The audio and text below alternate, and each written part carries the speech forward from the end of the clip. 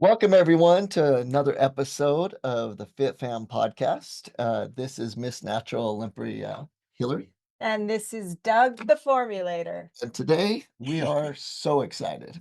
So excited. We just came back from one of the most memorable speeches and events that we've been to in, I'd say, decades. And it was so amazing. Yeah, I'm going to go out on a limb and say it's my favorite time listening to you in front of any crowd. Wow. And I think that's both what you delivered, but also how it was received and Mhm. the vibration and just the feeling that was there. It was amazing.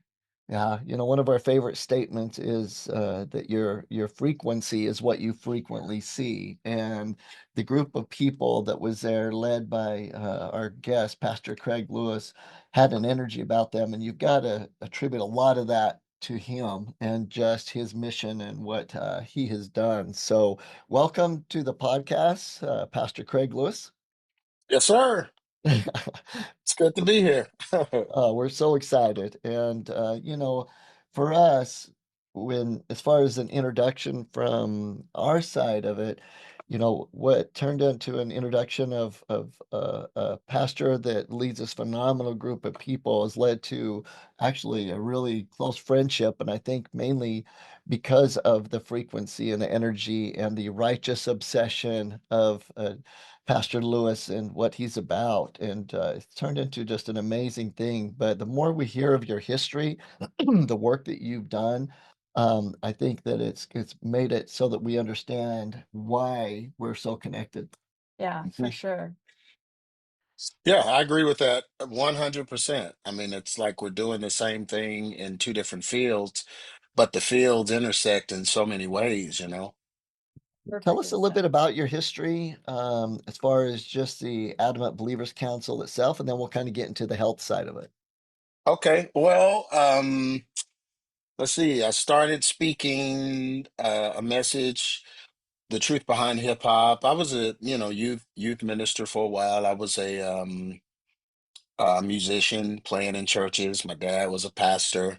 And so I've been around church all my life, but I was always the why guy. I was always the one that asked the questions that either got myself popped, got myself, I was going to ask the difficult questions because the way my mind worked, things had to make sense. And I felt like God was, a logical. I felt like he was, when we say most high, he's most logical because if he's the one who creates everything, then his logic is undeniable. And so as a youngster, I used to say those kind of things. And when you talk like that in a Pentecostal upbringing, people think you're into witchcraft. They think, you're weird, but it was just me trying to use the best words possible to describe my experience with God and who God was. And so that's how I got on the whole, I talk about the frequencies and the light spectrum and the EMF and all of those different things that I felt like God was the creator of. And so yeah, it kind of made me a different kind of guy, an outcast, kind of I was Rudolph, I wasn't allowed to play in the reindeer games with with everybody else. So when I started EX Ministries, this was back in 1998. I was speaking a message that was just not like any other message. It was based on a vision God had given me about music and me playing music and teaching music, even on a high school level. I taught high school choir and those kind of things. Um, I understood music, and me being a nerd, I really understood a lot of things. I understood coding. I could code HTML and all that stuff. So I built our first website with code. These kids now, they're spoiled. They just get templates and move stuff around in templates. And I'm coding. I coded it. Using Shockwave and all those old kind of things I was using, but God gave me the knowledge to do that so I would be able to conceptualize what it was he was speaking to me. I was able to put it out there on the internet. We were us being the first real, the first black ministry on the internet. I had that kind of knowledge of it where I knew how to do all of that. So that grew and grew, and I began to travel. People wanted to hear that message once they saw it, and there was no internet. There was no social media, so I had to do legwork. So I literally traveled the whole world,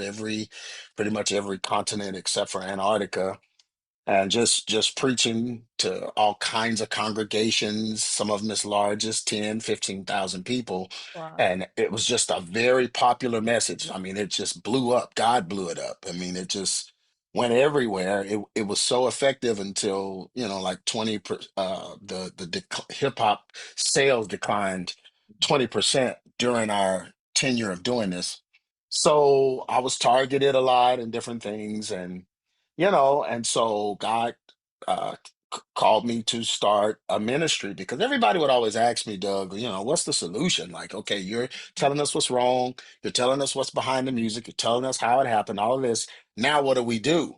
Mm. Well, to answer that question, God had to establish a ministry to show what you're supposed to do. And that was Adamant Believers Council. I started in my home with 20 people. Then we moved into a recording studio, a friend of mine's recording studio. He was charging us like $70 a week to use his studio to have church. I wish we could go back, but it was just not big enough. And so we grew, and then we ran a place in Grand Prairie. That place, we ended up having to buy the place next door. Then we outgrew that, and so we ended up where we are now in North Richland Hills, and still kind of expanding. But we do have a congregation full of people, guys from the street, guys with criminal backgrounds, guys with the majority of them grew up fatherless, Mhm. just all kinds of things that are being overcome, a lot of stereotypes being broken, just God really showing the answer. And the answer starts in the home. And that's what he wanted to show when he called me to this ministry. But the interesting thing was when he called me to the ministry, to the church ministry. Right when I started, I think we had 3 Sundays in a facility of me starting the church, and then my body shut down. My body shut down. Now I was traveling all over the world and everything, but I was never paying attention to my health. Like, we're not taught that. We church, Right. we're not taught that. Like, if the bigger you are, the better you're gonna sing. That was like our motto. And so nobody. It was just not dealt with. So I had never been to the doctor before. Like, when I was little, maybe I was, but as I got older, I've never gone. Like, why go to the doctor? God's got it. So I'm just Yeah. traveling and eating whatever and sleeping. My biggest thing, I believe, was just lack of sleep. Like, I would fly in somewhere, and I would speak and get back to my hotel room at 1 p.m. 1 a.m., 2 a.m. My flight would be at 6 a.m. Wow. And so but I was like, who needs sleep? I'm rolling with God, and God had to allow me to get flat on my back and spend some time just sick. I was really, really sick to the point to where I met with my family, and I told my Wow. kids, I thought it was it. I thought it was over. I was looking back at the videos I had done. I was like, well, I guess I, did what, I guess I Yeah. fulfilled it. My dad died at 53, so, Wow. it's probably, I think I was, when all of this happened, I think I was 40. And I was like, well, maybe I'm not going to make it that far, but I've done a lot. So, that's how I felt. And Yeah. then because I hadn't slept in 2 weeks, your mind, man, when you don't sleep, boy, your mind will make that. I Yeah. was, I was going crazy. I was Yeah. going crazy. Like, I didn't trust myself to preach. So, got some help from a holistic guy, and he really took the time to teach me how my body worked. He taught me what my DNA said. He taught me how my genetic disposition. He taught me what I was bringing in from my family, from that I was inheriting. Then he talked about my call on God and all of those things, my call with God, and how irresponsible I was being with the vessel God had given me, and how Wow. if I'm not going to help the whole man, I'm not helping the man.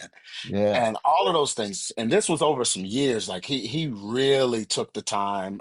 His name's Dr. Renee Reed. I'll say his name. He's just we're still very, very close to this day because he saved my life. But when I walked in, he reminds, and Doug, I just told somebody, you remind me of a younger him. He's 80 now. But you I don't get you that do, too often.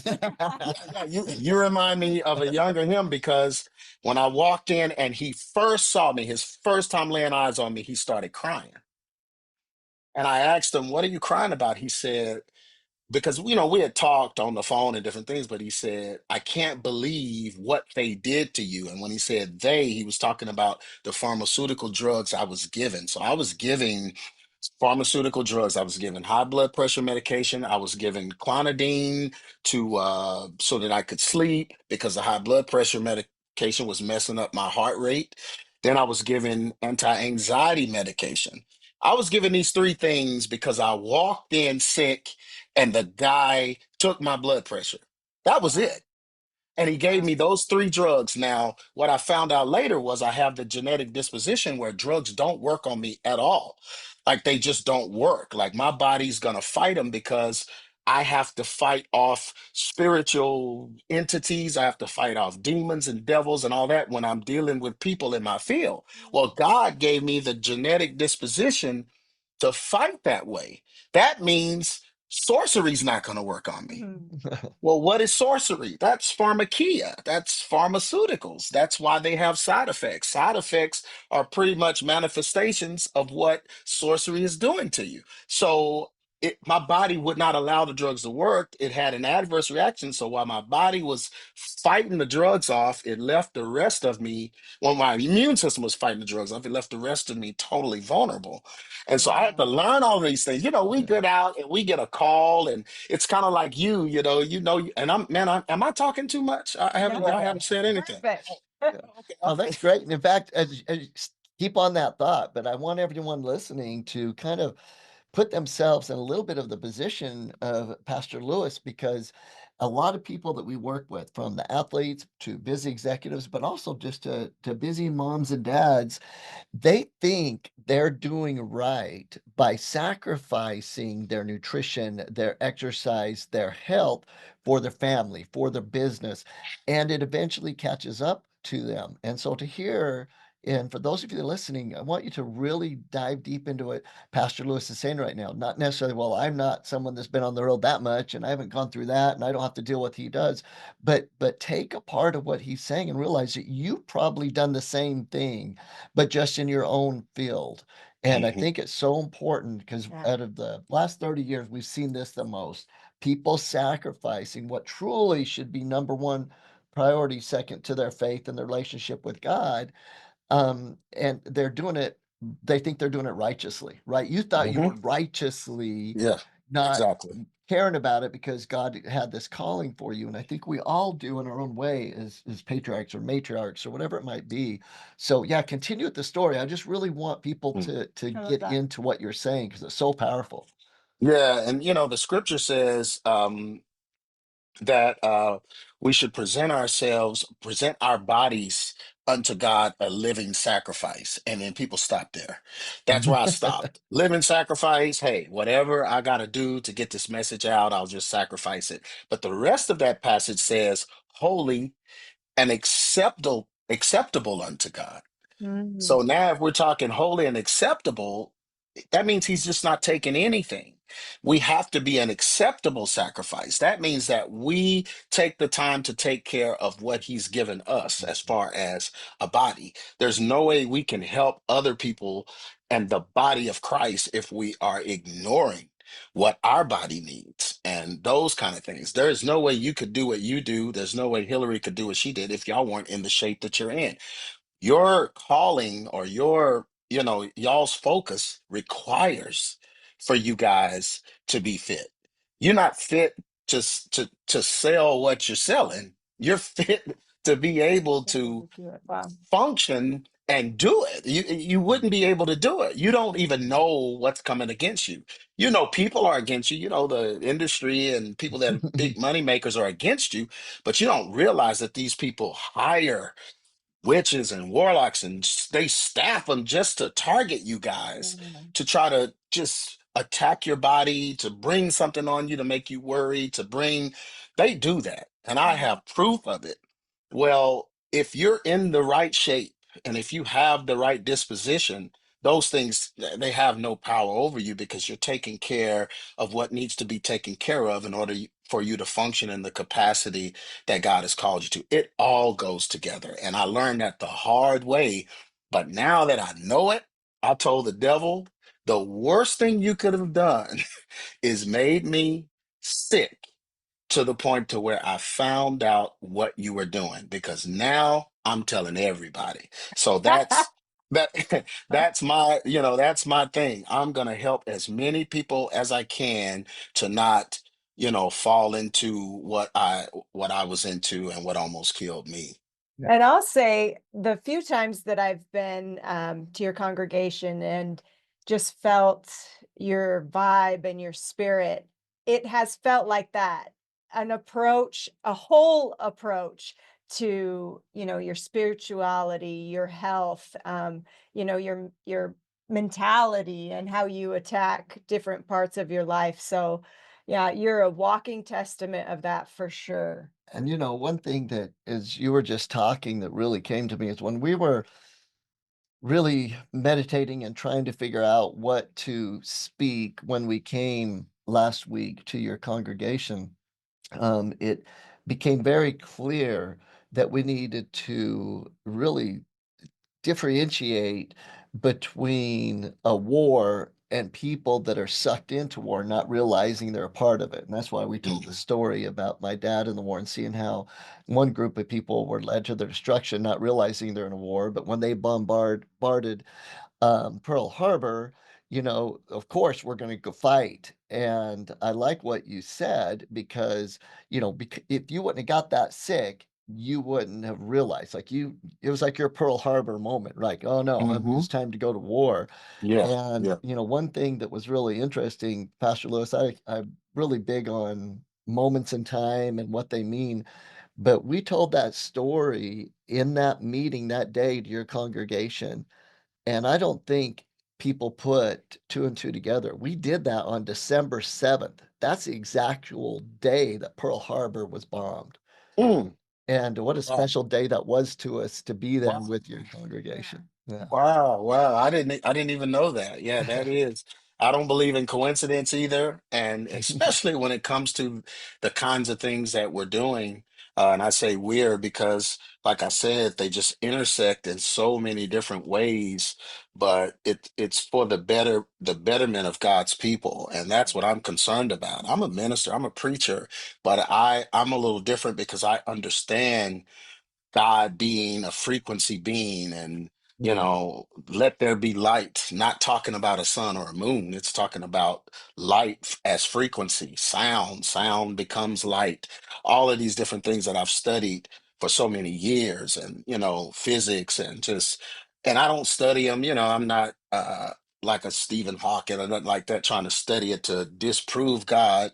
I've always studied these things because they just make me at awe at how powerful God really is. Like when you study him on subatomic level, when you study him on galactic level, whatever the case, he just becomes so much bigger. And all of those things play into our behavior, our cellular um, structure, our apoptosis, just all of the different things that our cells do, our cell memory. And so I teach these things because I want people to know that you can't ignore the natural and just try to go for the spiritual. They're together. It was a natural fruit that Adam and Eve ate, but it had a you know, cataclysmic physical, a spiritual chain of reaction. They ate, but it was about sin and how sin would continue on genetically, and through mankind through a natural act. It was a natural act of disobedience, but it became spiritual, and it's affected all of us. We're born, the Bible says we're born in the sin, meaning most of us are born with some kind of cellular disposition being off in us. And if we genetically trace it back, we'll find that we've picked up things from those before us. And so we're born into a battle. We're born into a not just a sin with us reacting and doing something that's sinful, but also a genetic disposition where hey, we come from a family that had a lot of this going on genetically. They had a lot Yes. of this going on, and we have to Yes. make sure that we battle those things. So the Bible comes alive when we start talking like this. To me, it all Yeah. comes alive, and it's not, I know the witches, and the only reason witchcraft and New Age and all of that stuff the only reason they laid claim on these kinds of concepts is because the church was scared of them. The church shunned them. Like the church Mhm. didn't want to deal with that. They want to deal with the unseen. They didn't want to deal with the seen. Because if you deal with the unseen, then you can pretty much pretend you're something that you may not be. But when you deal with the scene, there's evidence, there's proof. You Mhm. gotta you gotta really do it. You know what I mean? Yeah. So if Right. I'm gonna pastor a church, the scene, I mean the fruit is what God calls it. The fruit, that's how we know false prophets by the fruit people bear. So Right. your fruit is what God judges. He's the ultimate fruit inspector. But if we just go with the unseen, we can say anything and make people believe anything. And so that's where a lot of the church wanted to stay. Let's stay in the unseen because we really don't have proof of what we're saying. We don't have fruit for what we're saying. But I'm a little different. I want fruit, man. I want to see these guys overcome their deficits, their inner city deficits, their single parent deficits, a lot of them have been molested, been raped, been just all kinds of things have gone on in their upbringing, and these things have caused physical issues and Yes. gotten them sick and mess with their thought process and all these things. So I want to see all of that fixed, including me. I've been Yes. through a ton of things. And so I want God to be able to do it, and I want to be able to show fruit. I want my kids okay. I want, my home okay. I want to see the fruit and not just, brag about what the unseen and the people in the Bible did. I want to see that stuff. So that's what I mean when I say the natural and the spiritual, coming together the same Yeah. way. Yeah. Right. Yeah. No, I love that so much. How do you think you showed up different for those around you, your congregation, your family, once you were able to apply the different principles of health that, you know, you found? How did I show how did I show up different? Yeah. How do you think you were able to maybe deliver better to them or feel different? What? Hmm. W- Well, when I started when I went a year without sugar, Wow. a whole year. Love that. No sugar. I would wake up in the morning, I would make me a simple smoothie with fruit and I had a powder, protein powder. Then I would eat lunch, and then I would do that shake again at night. I did that for a year. I lost 70 pounds. And we got this ongoing joke. My kids, they call me Fat Craig. They always reflect back to the Fat Craig days because I cooked every day. I was the cook in the house and all of that. So they just love to say, "Man, we miss Fat Craig, boy, because he used to cook." Those are my kids. But when I lost the weight, I lost that weight. I stopped eating sugar, and even now. I don't have an appetite for sugar. I'll eat it celebratorily or something like that. I Mm. put monk fruit in my coffee, but as far as just sugar, cakes and pies and candy and stuff like that, I don't like it anymore because I, Yeah. I went so long without it. But when I went that time without it, it's like my brain changed Oh, a whole year, like my brain changed. And it was like things God wanted to tell me and show me, He was able to because I had the mental focus and the clarity. So I showed up. Not just, I looked like a POW, but other than that, I mean, I was small. I got down to 140. Okay. oh, Yeah. And yeah. I was. But my head stayed the same. So I had to get some more weight on me because I looked like a Pez puppet. But I I but during that period, my family, I guess when they saw my commitment and they saw my consistency, it really changed the way they saw me. Like my son who has his training facility and he's a trainer and he's like, I'm the truth behind hip hop. He's the truth behind how to help people. I mean, it's almost the same thing, but he got that from watching me. And they all began to watch me and watch my consistency. And so they all started doing it. My wife got active. She's a part of the workout team at our church, and we ended up implementing a workout for our church, for our women, Love and it.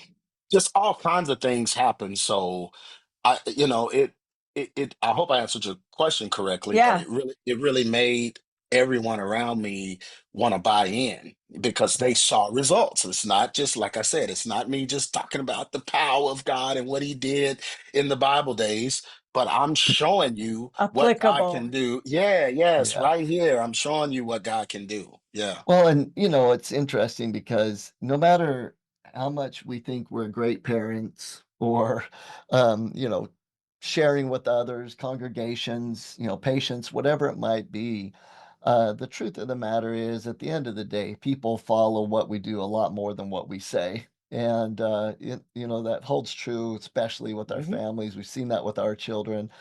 And, we've seen that just this last weekend with your congregation. We didn't know what to expect. It was a Saturday. You called everyone to come hear a health message on a Saturday with football going on and everything else. And we're talking Dallas, Texas, right? We're talking Right, right, who's going to yeah, show up. And yeah, yet I lost count because they were putting chairs almost in the parking lot. I don't yeah. know what your final number was, but it seemed like 500 plus Yeah, it was people. 513. 513. 513. Wow. Wow. And they came because of your message and your example. And I think that that's so important for people to understand. It was such a testimony to me of how you live your life, not just how you speak. Yeah. And it was amazing because that group, I mean, Hillary, to say that that was one of the most amazing time. We've been doing this for decades. We've been married 24 years, and she's come to literally hundreds, if not thousand talks. And a lot of it was based on their frequency.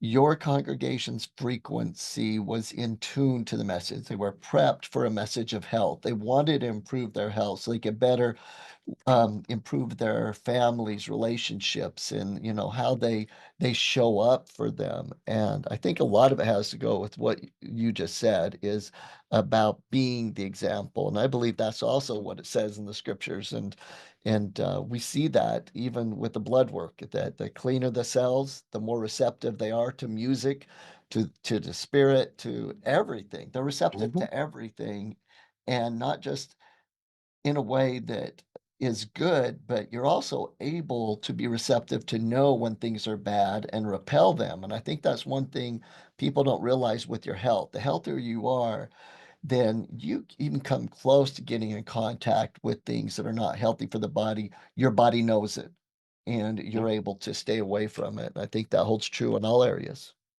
Yeah, one of the most powerful things you said, and I hope I get it right, the way you said it, but you said the way you stop an enemy is to make them believe they're not in a fight or something Yeah. like that. Yeah. That's what you said. Yeah. Yeah. And that's the devil. So the Bible calls the devil a deceiver, right? He's a deceiver. Right. He walks about as a roaring lion, seeking whom he may devour. Who do lions devour? How does a lion get its food or get its prey? A lion looks for the one that's not looking for him. Mm. When they're around the watering hole, when they're somewhere, they're just chilling, they're not paying attention. If they're paying attention, a lion won't touch them. So the lion roars, and that's when they all just jump and then they run, and whoever's left behind is the one he's gonna get. And that's kind of what the Bible is talking about the devil being a deceiver. He deceives us into thinking everything's okay. Everybody's standing around, everyone's good.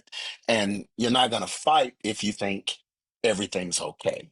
Yeah. And I believe that you guys are sounding an alarm to let everyone know that no, everything's not okay. And if you don't pay attention, you're not going to be okay. You know what I mean? Yeah. And that part resonated with me so much because that's the devil's number one tool of deception is to look like everything's okay when it's Uh, not.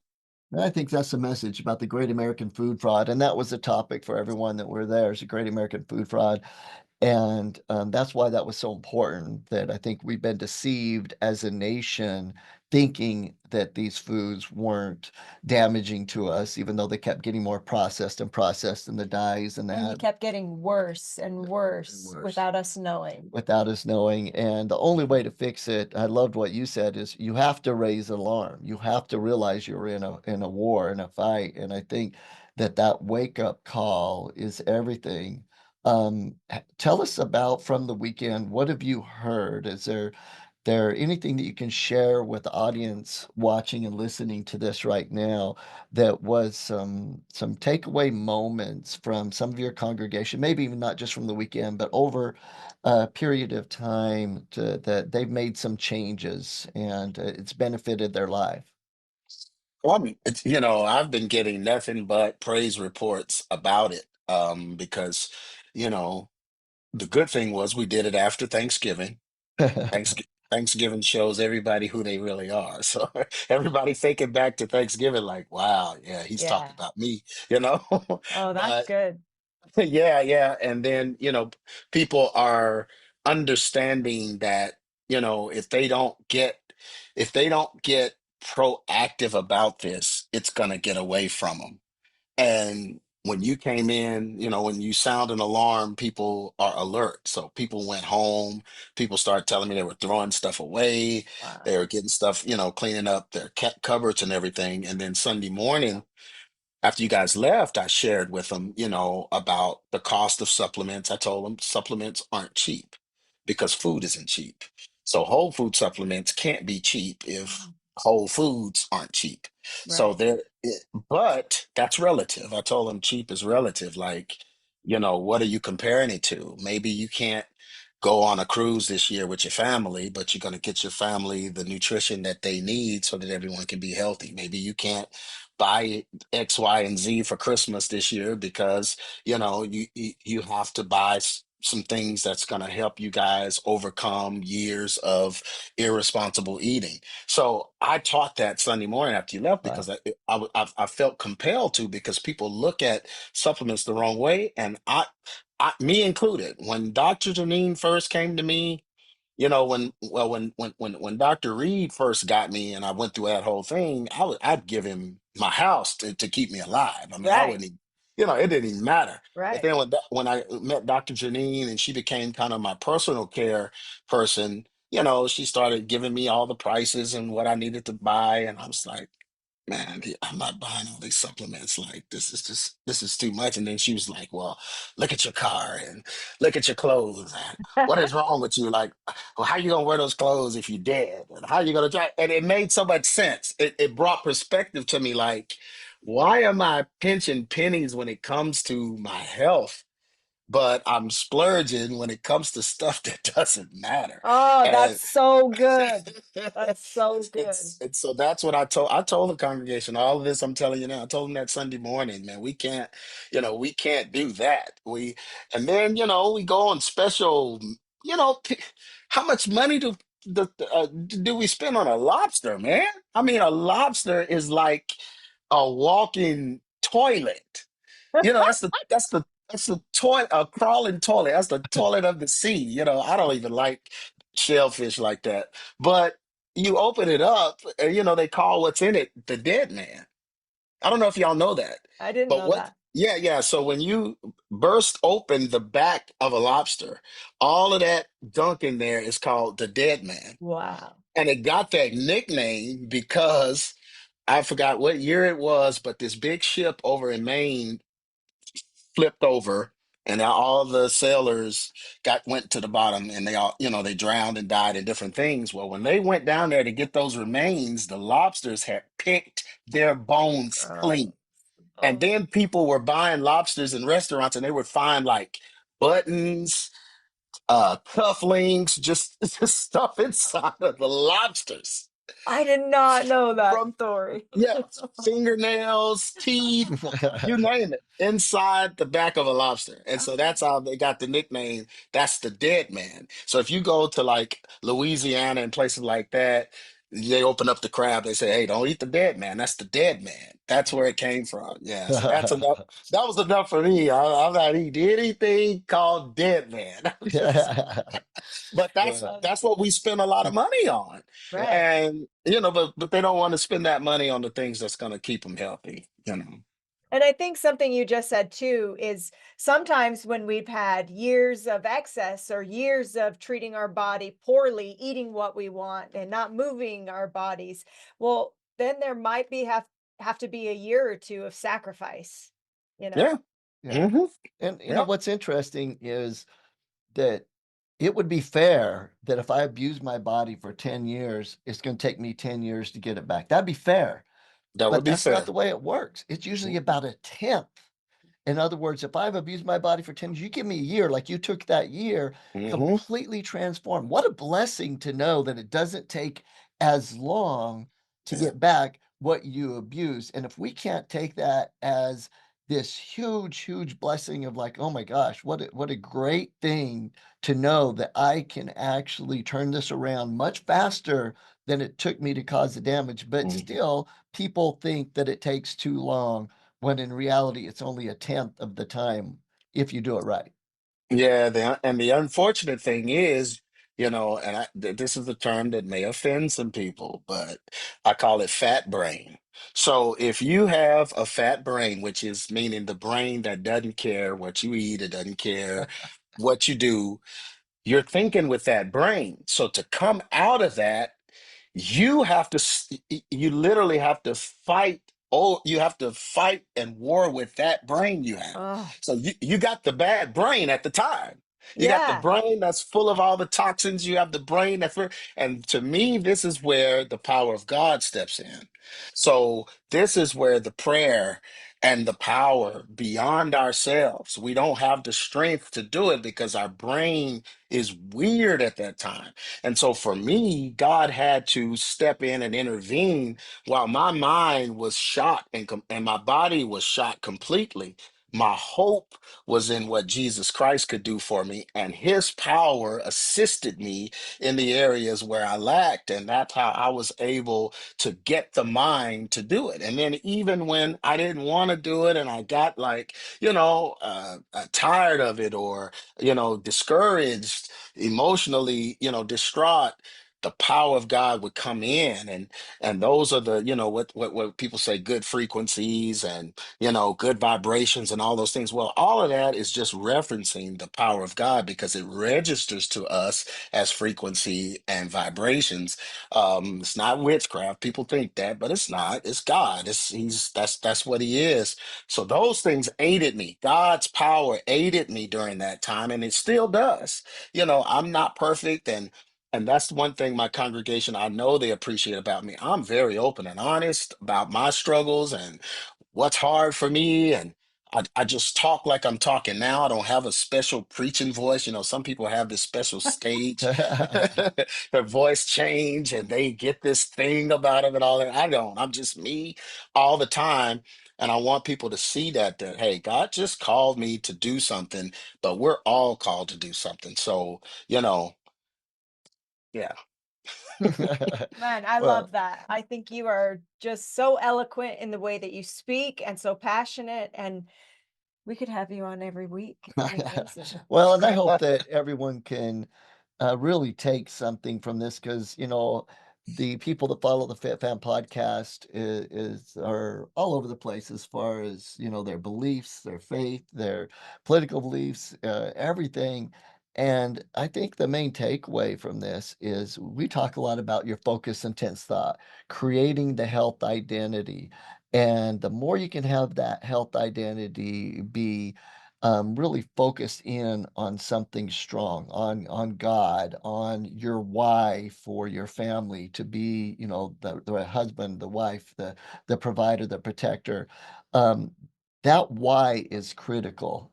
And for you to be able to take it back to the highest source, to God, that why, it doesn't get any bigger than that. That's what it's about. And then that leads to the actions. And so for everyone today, we'd like you to get back to your why. Kind of really take what Pastor Lewis has talked about in his beautiful story and find your why, what your calling is, and realize that no matter what your calling is life, whether it be a pastor, to work in the health field, wherever it might be, that you can't fulfill that calling at the highest level without your help. Nope. Well, Yep. thank you so much. Yeah, man. I enjoyed it. Enjoyed being with you guys. I love talking with you guys, even if we're not being filmed. I consider y'all family at this point. Me and Doug have fought over the cash register at the restaurant. So once we do that, man, Yeah, that is great. Well, man, if there's anything we do, we look forward to, coming back out and serving you guys. I think we got more out of it than they did, but it's just a blessing to be able to be on this mission together in our own ways. And as always, this is Miss Natural Olympia Hillary. This is Doug the Formulator. Thank you so much, Pastor Lewis. Yep. Good to be here. See you guys. All right. Bye-bye.